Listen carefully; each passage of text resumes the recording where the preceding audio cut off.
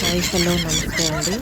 రీసెంట్గా మేము కాశీకి వెళ్ళాము. కాశీ దర్శనం అయిన తర్వాత ప్రయాగ్రాజ్ త్రివేణి సంగమంకి వెళ్ళాము.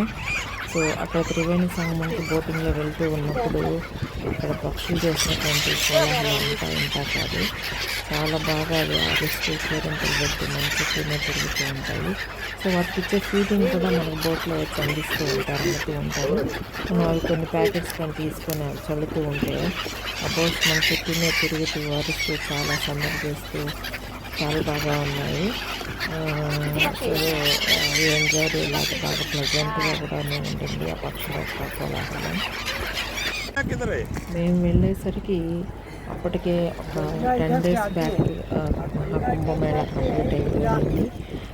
కుంభమేళా కంప్లీట్ అయినప్పటికీ అక్కడ చుట్టూ చేసినటువంటి అరేంజ్మెంట్స్ అవి పూర్తిగా అయితే తీయలేదు. అందువల్ల చుట్టూ ఇంకా అవి అలానే ఉన్నాయి.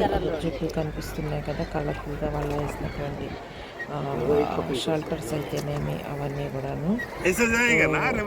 అవన్నీ బోట్లో వెళ్తూ అవన్నీ చూస్తూ సీనరీగా బాగున్నాయి. త్రివేణి సంగమం అంటే 3 నదులు కలిసేటువంటి ప్లేస్. గంగా యమున సరస్వతి. అక్కడ పుణ్యస్నానం చేసుకుని మేము ఆ ఒడ్డుకు వెళ్ళి అక్కడ పుణ్యస్నానం ఆచరించి మళ్ళీ తిరిగి ప్రయాణం అయ్యాము. Thank you very much.